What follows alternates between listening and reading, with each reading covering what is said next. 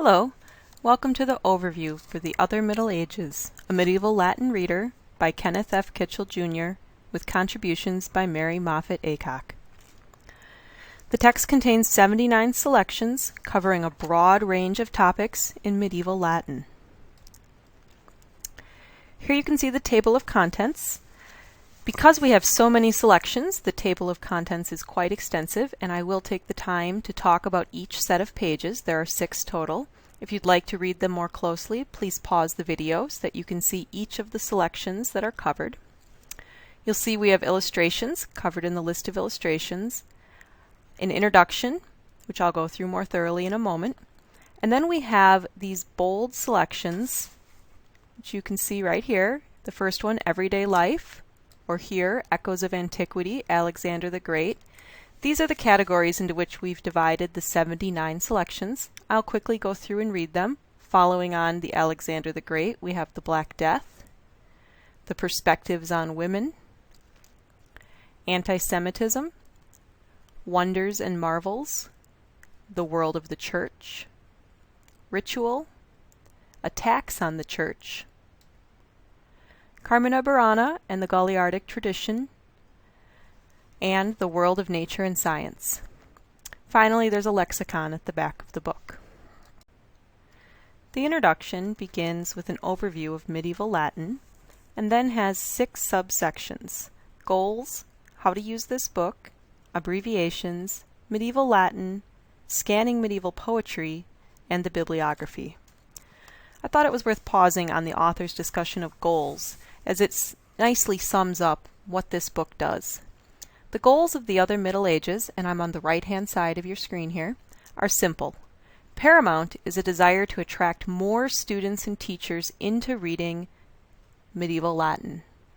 While doing this, the book attempts to show aspects of medieval life often overlooked in traditional medieval Latin readers, and it contains pieces that differ widely in style. It is also dedicated to the simple proposition that reading skills are best acquired by level-appropriate reading. We learned our vernacular tongue by constantly reading texts of increasing grammatical and lexical complexity. We did not stop at every other word to consult a grammar, lexicon, or cultural encyclopedia, but rather relied on existing knowledge and textual context to help us understand what was being said. Finally, it is vitally important that the readings in this book be enjoyable in and of themselves, for nothing encourages reading as much as the enjoyment of the subject matter. I think, as one of the editors, that the author has admirably reached this goal, and I hope if you take a look at this book, you'll agree with us. The next section of the introduction is the how to use this book. You can see the beginning of this here, and this is just some notes on how we've laid things out in the book and how the author has made certain decisions about typesetting, orthography, what words he's glossed, and so forth. There's an abbreviations list, which I did not show here. There's an introduction to medieval Latin. You can see the first page of this on the left-hand side of your screen. It is 10 pages long and goes through many of the differences between medieval and classical Latin.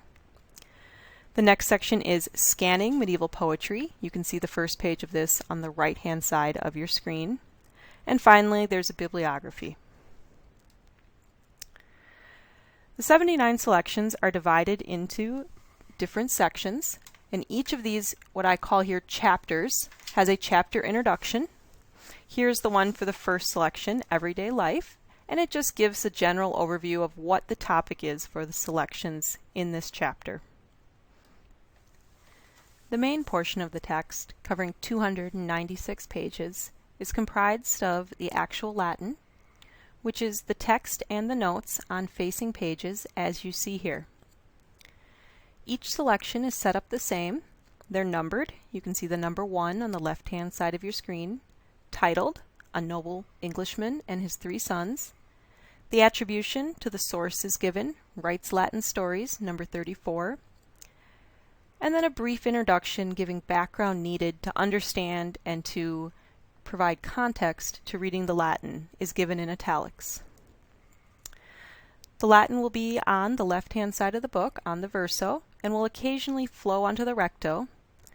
but it is always laid out so that all the notes and vocabulary provided will always be on the same spread as the Latin.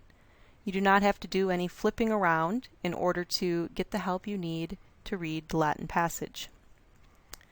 Notes and vocabulary can be as simple as a definition, as you see in the first gloss on the right-hand side, Anglia, I, feminine, England, or more complex, as you can see in the entry for qui, under line 2 on the right-hand side, when a relative pronoun starts a sentence, referring to something from a previous sentence, it is often best to translate it as a personal pronoun.